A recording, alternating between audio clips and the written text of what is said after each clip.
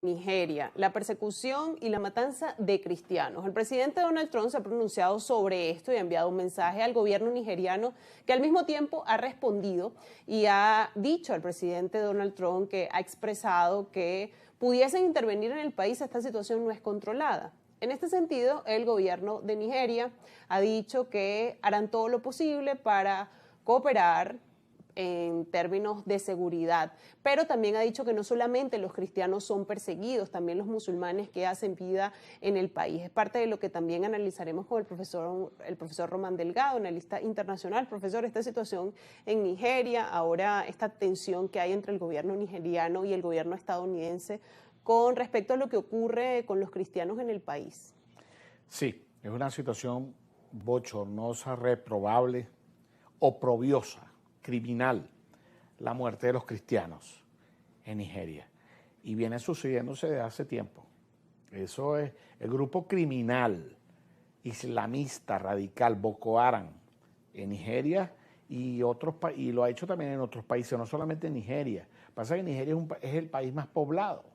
Esa África subsahariana y esa África ya de donde está la etnia de ese color oscuro africano, porque tenemos el Magreb, pero lo que es Mehar al-Shawab en Somalia, Boko Haram en Nigeria, que también han hecho mucho daño también en Mali, en otras fronteras con África, ellos persiguen a los cristianos.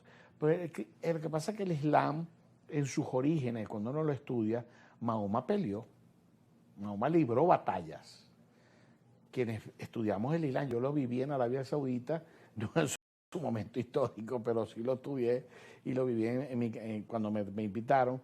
Y bueno, Mahoma peleó en Medina, Mahoma peleó en la Meca.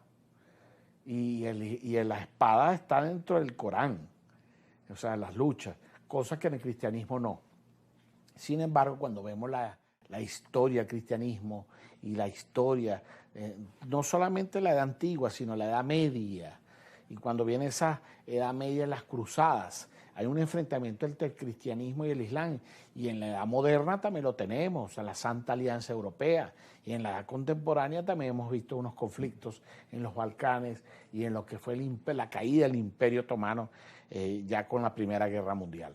Entonces, en África, retomando para el planteamiento de África, es reprobable, es oprobioso y condenable, y tenemos nosotros que luchar y promover siempre la paz, y no podemos jamás aupar grupos criminales que puedan hacer atrocidades a esas familias, porque nosotros estamos aquí, pero esa gente cómo estará sufriendo, esa gente cuando está siendo ametralladas o eliminadas de una manera tan vil y cruel, sin ningún motivo, solamente por su fe. Entonces estamos en una situación muy criminal y vil, y es necesario que la comunidad internacional reaccione. Entonces, sí se puede, entre una coalición internacional, ayudar a esa población a eliminar ese sufrimiento de esa población y a eliminar esos crímenes que son terribles y que son condenados por el derecho penal internacional. Profesor Román, ya estamos cerca de cerrar, pero también revisar la situación en Sudán, que es una situación también muy compleja, que además del conflicto armado que existe en el país, también hay un riesgo enorme de hambruna. Quizás no aparece tanto en los titulares internacionales, pero la situación de Sudán también es bastante delicada, ¿no? Es muy triste lo que ha pasado en Sudán. Históricamente ya Sudán tiene muchos años ya en esto. Omar al-Bashir salió de ahí con una orden de captura de la Corte Penal Internacional, los crímenes de Darfur, más de 300.000 personas. Se divide el país Sudán del Norte y Sudán del Sur. O sea, sigue sufriendo una población. Y también se habla de un sector del cristianismo sufriendo persecuciones también en el Sudán. Entonces, es una situación y además de eso, tengo que decir, ayer se me preguntó que la ONU y el Vaticano no han sido quizás enérgicos en defender a estos cristianos. Había que ver si son cristianos protestantes, entonces, si son cristianos protestantes, entonces, ¿acaso no sería el Vaticano defensor también de estos hermanos cristianos? Porque tenemos los cristianos ortodoxos en Rusia, en el este de Europa, pero también hay que ver a estos hermanos cristianos que están en África, cómo están sufriendo.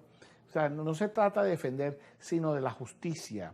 Se trata de defender los derechos humanos, ser pragmáticos, no parcializarse, sino simplemente la razón de ser de la vida y la razón del derecho y de los derechos humanos, que es la principal ahora fuerza y es el principal rol que tiene el derecho internacional público, los derechos humanos.